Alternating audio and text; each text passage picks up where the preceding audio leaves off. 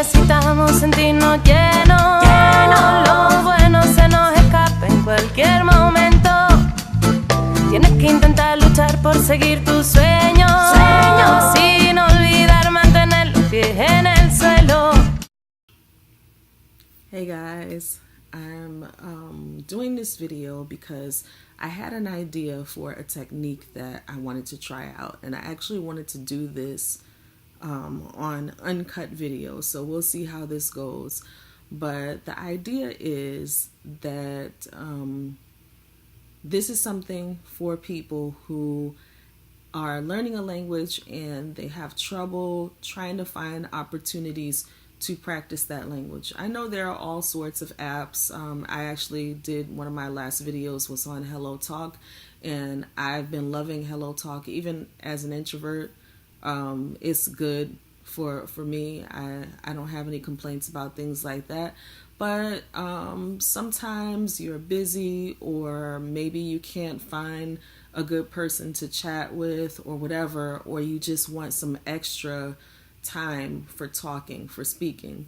So this is an idea that I came up with. I guess it's kind of like the Pimsleur approach, but the difference is that you will be listening to audio, and the audio is not audio that's designed for people who are learning the language. The audio is just regular audio that you will be listening to that is audio that's for native speakers of that language.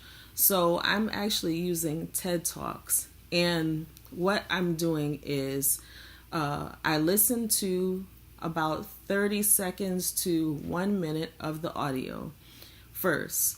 Then I try to explain what I heard in that language. Then I listen to the audio again to compare what I actually explained to what the speaker said, to see, did I use some of the same words? Did I explain it well? Maybe I didn't understand all of it, but did I try to use some of the same terms? Am I imitating what they say? Because this is really important in language learning. This is how you can gain a lot of new vocabulary. I have taught this to my students, and now my students, because I teach English as a second language, I'm trying this out on myself, taking a little bit of my own medicine to see if this actually will work for me with learning a foreign language. So after you do that, then you go back and you listen to the same piece of audio, so it's the same first 30 seconds. But now what you're going to do is pause it a little bit so that you can copy, if you can, verbatim what the speaker is saying. And if you need to pause it several times, then and keep listening to it over and over again. I did that with the last audio that I listened to. The woman is from Argentina, and it's kind of difficult to understand her accent in Spanish, so I had to keep listening to it. Yeah, so let's go ahead. So the first thing I'm going to do is, I just picked this video. I haven't even listened to this video yet, guys. So I'm going to listen to a little bit of this audio, and then I'm going to try to explain what he just said. And I'm only going to do 30 seconds of this. So this is a TED Talk about A Floating City by Tomás Saraceno, I believe it is. Okay.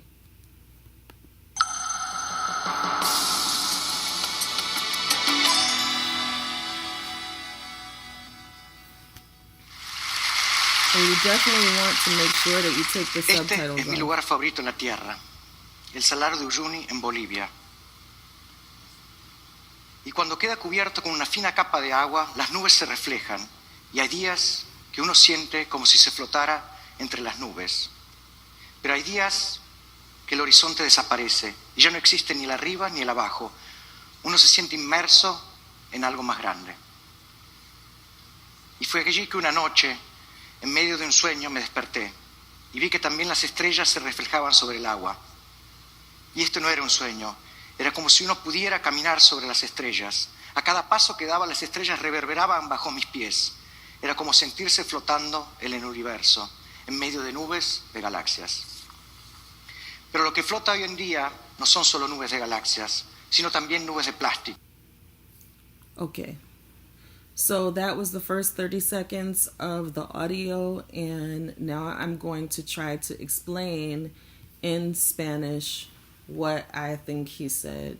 So, creo que él está descubriendo una ciudad que está flotando en los cielos, y él imaginaba o sonaba de una ciudad que estaba flotando entre los cielos, y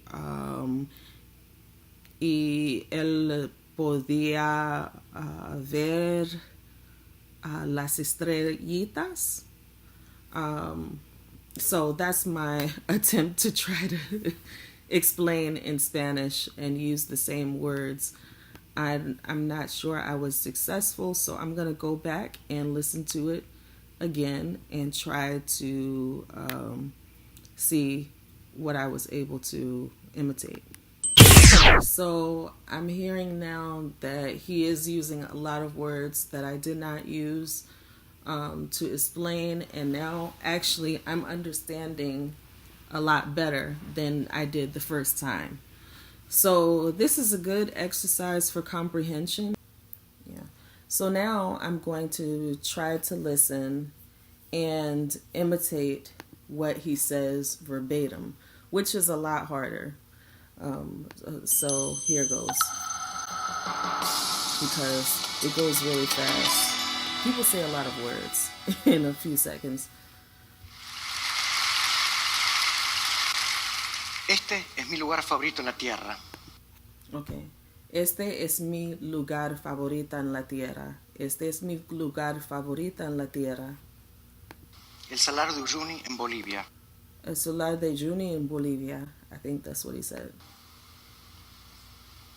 Y cuando queda cubierto con una fina Y cuando queda cubierta con la fina, no sé. I'm trying. capa de agua, las nubes se reflejan. Las nubes se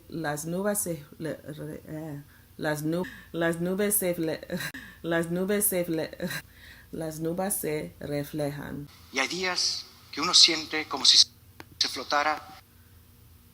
Las días que nubes, no, I missed that one, but I'm going to keep going. Entre las nubes. Pero hay días que el horizonte desaparece y ya no existe ni el arriba ni el abajo. Yo no existan la arriba ni abajo. Yo no existan la arriba ni abajo. Yo no existan. Yo no existan la arriba ni abajo. Uno se siente inmerso en algo. Uno se siente inmerso. Algo más grande. Y fue allí que una noche. Y fue allí que una noche. No, I don't know what to say. En medio de un sueño me desperté. En medio de sueño me desperté. En medio de sueño me desperté. Y vi que también las estrellas se reflejaban sobre el agua. So I'm going to stop right there because I don't want this video to be so long. Me just continuing to pause it. But you guys get the idea. So now what I'm going to do is I'm going to try to remember the things that I said. It's going to be a little bit difficult. But because I kind of struggled with certain phrases. But I remember saying ni existan arriba ni abajo, reflejan las estrellas, mi lugar favorito en el mundo, and yeah, I think that's all I remember right now. But the idea is, first of all, you get to listen to different kinds of accents spoken in that language, and this is like totally vernacular speech. It's most TED Talks are, geared towards a a younger audience.